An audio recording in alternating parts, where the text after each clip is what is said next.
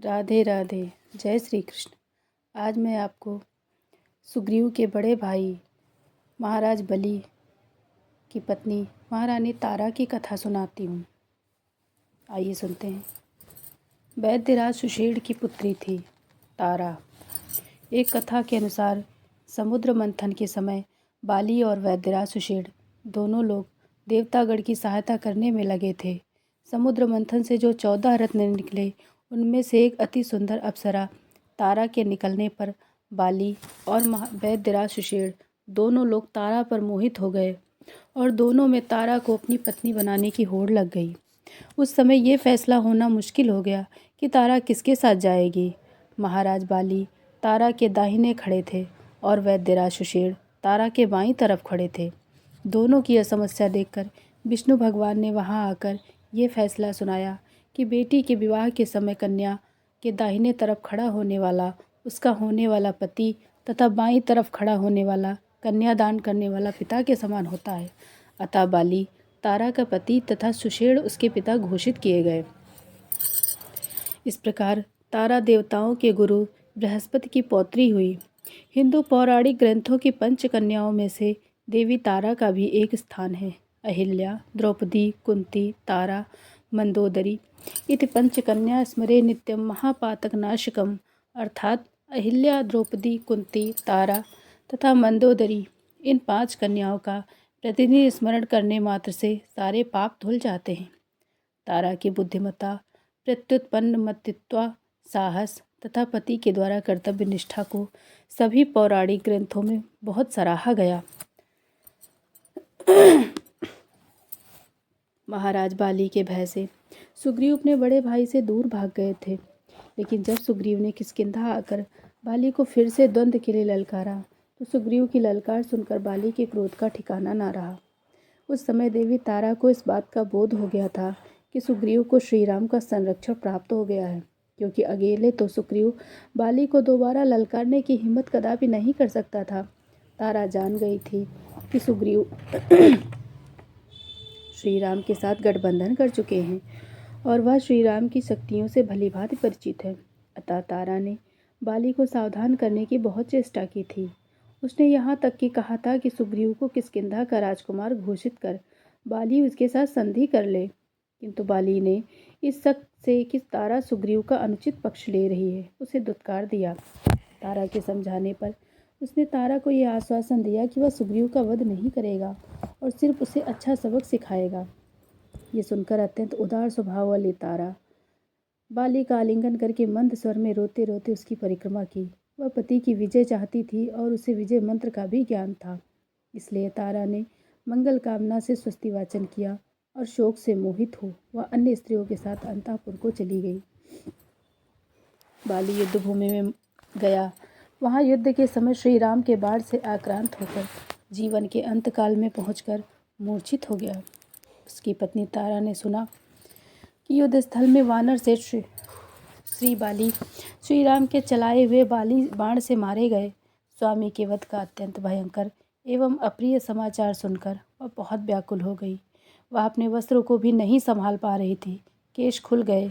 उसी खुले केश की अवस्था में अपने पुत्र अंगद को लेकर वह पर्वत की कंदरा से बाहर निकली। देवी तारा अपने पुत्र अंगद को साथ लेकर रणभूमि की तरफ गई। देवी तारा और अंगद की रक्षा करने वाले जो महाबली वानर थे, वे श्री रामचंद्र जी को धनुष लिए देखकर भयभीत होकर वहां से भाग गए। उन वानरों को भागते हुए देख देवी तारा दुखी हुई। अश्रुपूरित मुख से उससे इस प्रकार बोली, तुम सब सदैव बाली के आगे आगे चलने वाले थे, राजा के मंत्री थे, उनके साथ ही थे, तो अब क्यों भाग रहे हो? तुम लोगों का कुछ नहीं बिगड़ा है। श्री राम ने तो सुग्रीव को राजा बनाने के लिए बाली को मारा है। तुम लोगों पर उसका कोई प्रभाव नहीं पड़ सकता। सब अपनी अपनी जगह पर टिके रहो। अपने दुख को दबाकर रानी ने प्रजा के दिल से आतंक हटाने के लिए ये शब्द कहे। उन्हें अपकीर्ति में छोड़कर कहाँ जा रहे हो? कपियों ने यह बात सुनकर उन कल्याणमयी तारा देवी को संबोधित करके सर्वसम्मत से स्पष्ट शब्दों में ये बात कही, देवी सुनो, दोनों भाइयों के कलह ने अत्यंत हानि कर दी। अभी तुम्हारा पुत्र जीवित है, तुम लौट आओ। अपने पुत्र की रक्षा करो। श्री राम का रूप धारण करके यमराज स्वयं आए हैं और बाली को मारकर अपने साथ ले जा रहे हैं। तुम अंगद को वापस लेकर किष्किंधा जाकर अंगद का राज्याभिषेक कर दो तो वे श्री राम के कोप से बच जाएंगे। लेकिन तारा भागते हुए वानर समूह को रोककर बोली, हे वानरों, जब मेरे पतिदेव कपि सिंह बाली नष्ट हो गए तब मुझे पुत्र से, राज्य से तथा अपने इस जीवन से भी क्या प्रयोजन रह गया। मैं तो जिन्हें श्री राम के चलाए हुए बाण ने गिराया है उन महात्मा बाली के चरणों के समीप जाऊंगी। ऐसा कहकर शोक से व्याकुल हुई तारा रोती अपने दोनों हाथों से दुखपूर्वक सिर एवं छाती पीटती हुई बड़े जोर से दौड़ी। आगे जाने पर देवी तारा ने देखा कि जो युद्ध में कभी पीठ ना दिखाने वाले दानवों का भी वध करने में सर्वसमर्थ थे, वे उसके पति वानर राज वाली पृथ्वी पर ऐसे असहाय पड़े जैसे मांस के लिए एक सिंह ने दूसरे सिंह को मार डाला हो। उसी प्रकार राज्य पाने के लिए अपने भाई के द्वारा ही भाई का वध किया गया है। आगे जाने पर तारा ने देखा कि अपने धनुष को टेक कर उसी के सहारे श्री रामचंद्र जी खड़े हैं। वहीं पति के छोटे भाई सुग्रीव भी खड़े हैं। उन सबको पार करके मरणासन्न बाली के पास पहुंचकर विलाप करती हुई तारा व्याकुल होकर पृथ्वी पर गिर पड़ी। पहले तो तारा मरते हुए अपने पति को अंग लगाती है, फिर मृत्युपाश से बंधे हुए पति को पकड़कर रोने लगी। रोते रोते तारा बोली, आज आप उठते क्यों नहीं? ये हमारा पुत्र अंगद भी आया है, इससे बातें क्यों नहीं करते हो? हे पृथ्वीनाथ, निश्चय ही यह पृथ्वी आपको अत्यंत प्यारी है, तभी तो आप हमें छोड़कर इस वसुधा का ही आलिंगन किए सो रहे हो। आपके साथ मधुर सुगंध युक्त वनों में हमने जो विहार किए हैं वो सब आपने सदा के लिए समाप्त कर दिया। हे नाथ, आप बड़े बड़े युद्धपतियों के भी स्वामी थे। आज आपके जाने से सबका आनंद लुट गया। मैं सब प्रकार से निराश होकर शोक समुद्र में डूब गई हूँ। आज आपको इस अवस्था में देखकर मेरे शरीर के 1000 टुकड़े क्यों नहीं हो जा रहे हैं? वानरेंद्र, मैं आपका हित चाहती थी, इसलिए मैंने आपके हित की बात कही थी। उसे मोहवश आपने नहीं माना और उल्टे हमारी ही निंदा करने लगे। हे वानर श्रेष्ठ, मैं आपकी प्यारी पत्नी हूँ और इस तरह रोती कलपती हूँ, फिर भी आप मेरी ओर नहीं देखते। देखिए, आपकी बहुत सुंदर भार्याएं यहाँ खड़ी हैं। तारा का विलाप सुनकर अन्य वानर पत्नियां भी सब ओर से बाली को पकड़कर जोर जोर से रोने लगती हैं। तदंतर तारा ने फिर कहा, आप अंगद को छोड़कर दूसरे देश में क्यों जा रहे हैं, जो आपके समान ही गुणवान, बलवान और बुद्धिमान है? ऐसे पुत्र को छोड़कर चले जाना उचित नहीं है। नासमझी के कारण मैंने कोई अपराध किया हो तो मुझे क्षमा कर दीजिए। मैं आपके चरणों में सिर रखकर प्रार्थना करती हूँ।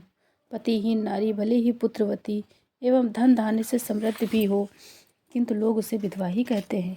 इस तरह पति के समीप बैठकर करुण विलाप करती हुई सुंदरी तारा ने जहाँ पृथ्वी पर बाली पड़ा हुआ था वहीं उनके समीप बैठकर अनशन करने का निश्चय किया। तारा आसमान से टूटकर गिरी हुई तारिका के समान पृथ्वी पर पड़ी रही। ये देख हनुमान जी ने मध्यस्थता करते हुए तारा को ढांढस बंधाया और उसे दर्शन शास्त्र समझाते हुए कहा, देवी, सभी जीव अपने अपने कर्मों के अनुसार फल भोगते हैं। तुम्हारे पुत्र अंगद जीवित हैं, अभी तुम्हें इन्हीं की ओर देखना चाहिए। इनके लिए जो भविष्य में ठीक हो वही विचार करना चाहिए। आप विदुषी हो, आप जानती ही हो कि जन्म और मृत्यु का कोई निश्चित समय नहीं है, इसलिए शुभ कर्म करना चाहिए। भामिनी, ये अंगद और सुग्रीव दोनों दुख से संतप्त हो रहे हैं, तुम इन्हें भावी कार्य के लिए प्रेरित करो। वहाँ उस दिव्य लोक में बाली बड़ी ऊंची पदवी पाने वाले हैं।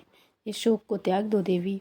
तारा ने कहा, अब मुझे किसी बात में उत्साह नहीं है। आगे का सारा कार्य पूर्ण करना आदि सब सुग्रीव को देखने हैं। 1000 दिव्य लोक भी मेरे प्रियतम के बराबर नहीं हो सकते। जिस किसी लोक में मेरा पति जाएगा मैं उसी के पीछे पीछे वहाँ जाऊंगी। तारा ने दुख भरे स्वर में कहा, उसी में मेरी प्रसन्नता है।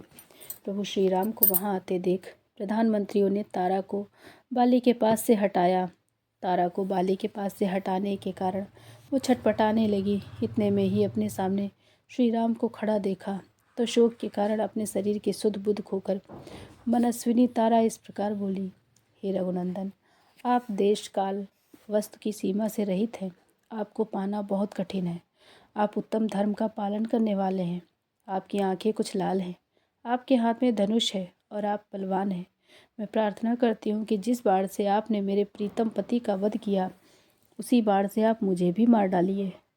अमल कमल दल लोचन, हे श्री राम, जैसे यहाँ विदेह नंदिनी सीता के बिना कष्ट का अनुभव कर रहे हैं, उसी तरह स्वर्ग में जाकर जब महाराज बाली वहाँ हमें नहीं देखेंगे तो उनका मन भी नहीं लगेगा। स्त्री के बिना पुरुष को जो कष्ट उठाना पड़ता है उसे आप अच्छी तरह जानते हैं। इस तत्व को समझकर आप मेरा वध कीजिए। महाराज कुमार, आप महात्मा यदि यह चाहते कि आपको स्त्री हत्या का पाप ना लगे तो आप बाली की आत्मा समझकर मेरा वध कर दें। इससे स्त्री हत्या का पाप नहीं लगेगा। शास्त्रोक्त यज्ञ यज्ञादि कर्मों में पति और पत्नी दोनों का संयुक्त अधिकार होता है। पति को साथ लिए बिना पति कोई अनुष्ठान नहीं कर सकता। इसके सिवा नाना प्रकार की वैदिक श्रुतियाँ भी पत्नी को पति का आधा शरीर बताती हैं। अतः मुझे मारने से आपको स्त्री हत्या का दोष नहीं लगेगा और बाली को स्त्री की प्राप्ति हो जाएगी। संसार में ज्ञानी पुरुषों की दृष्टि में स्त्री दान से बढ़कर दूसरा कोई दान नहीं। तारा के ऐसा कहने पर महात्मा श्री राम ने आश्वासन देकर तारा के हित की बात कही।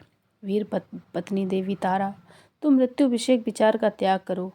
विधाता ने ही सारे जगत को सुख दुख से युक्त किया है, उस विधान का हम उल्लंघन नहीं कर सकते। तुम पहले की ही तरह सुख और आनंद की प्राप्ति होगी।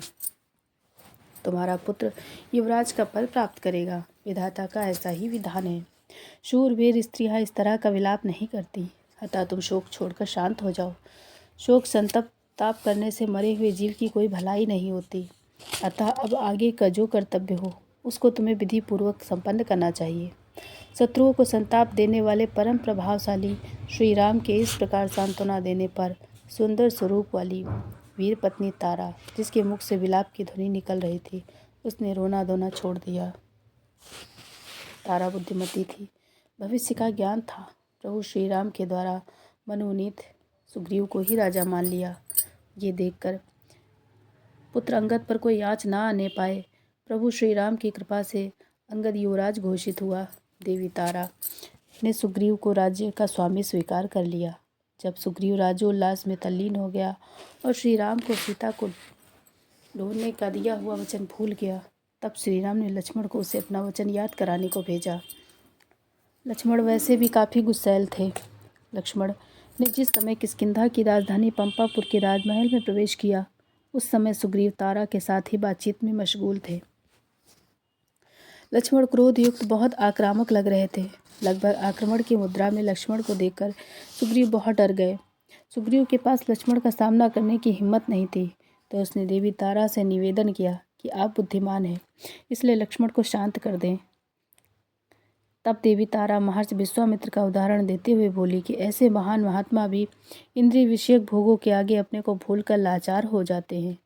फिर सुग्रीव की तो बिसात ही क्या है, और ये भी कि वह मनुष्य नहीं वरन वानर जाति के हैं, इसलिए इन्हें क्षमा कर दीजिए। तारा ने यह भी वर्णन किया कि सुग्रीव ने चारों दिशाओं में विशाल वानर सेना एकत्र करने के लिए अपने दूत भेज दिए। वाल्मीकि रामायण तथा अन्य भाषाओं के रूपांतरणों में यह उल्लेख है कि अधखुले नैनों वाली मदोन्मत्त तारा के बुद्धिमता और ज्ञानपूर्ण तर्कों को सुनकर लक्ष्मण शांत हो गए और उसके पश्चात सुग्रीव के आगमन और उससे सीता को खोजने का आश्वासन पाकर वापस चले गए। इस प्रकार देवी तारा की मुख्य भूमिका को रामायण कथा में दर्शाया गया है और उनका चरित्र रामायण कथा को समझने के वालों के मन पर अमिट छाप छोड़ता है।